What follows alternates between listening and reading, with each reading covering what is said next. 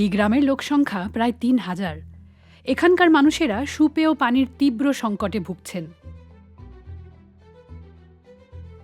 দরিয়ানগর এলাকার বাসিন্দা ফাতেমা বেগম দীর্ঘ ৩০ বছর ধরে এই এলাকায় বসবাস করছেন স্বামী সন্তান নিয়ে। প্রতিদিন সকালে ফাতেমা পানি আনতে যান পাশের পাড়ায়। পাহাড় বেয়ে অনেকটা জীবনের ঝুঁকি নিয়ে সংগ্রহ করতে হয় পানি। কেবল টাকা দিলেই পাওয়া যায় পানি।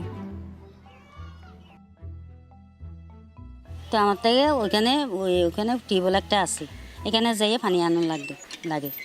তো এই অনেক কষ্ট আমাদের পানির সমস্যার ধরে ২৬ বছর আমরা আছি। তো এখন সবাই কষ্ট আছে, আমি একজন না।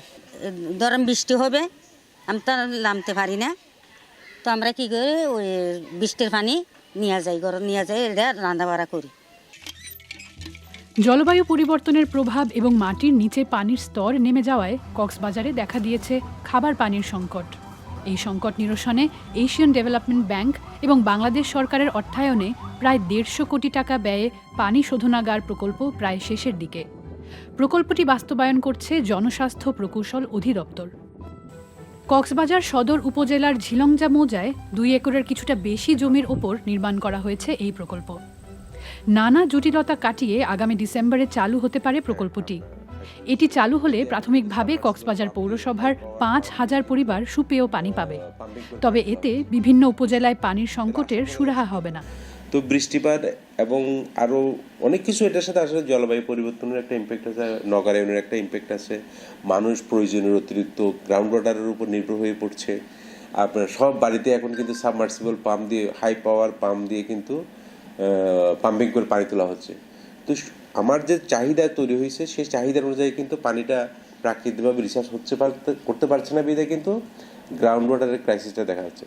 তো এখন যেহেতু আমরা সারফেস ওয়াটারটাকে এখানে ইন্টিগ্রেশন করতে যাচ্ছি, তাহলে আশা করা যাচ্ছে কিন্তু গ্রাউন্ড ওয়াটারের চাপটা কম পড়বে।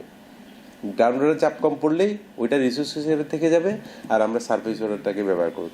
আলটিমেটলি ১ বছর ৫ বছর পরে কিন্তু এটা কিন্তু আবার একটা স্থিতিশীল অবস্থা চলে আসবে।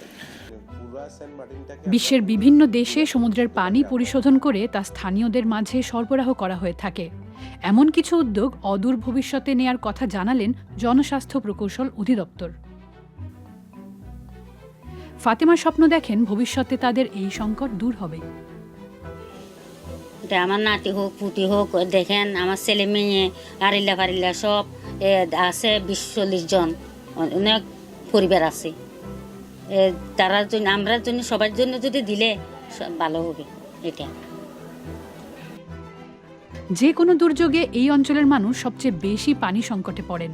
সে সময় পানির ট্রাকে করে বিভিন্ন দুর্গম এলাকার পানি সরবরাহ করে থাকে জনস্বাস্থ্য প্রকৌশল অধিদপ্তর।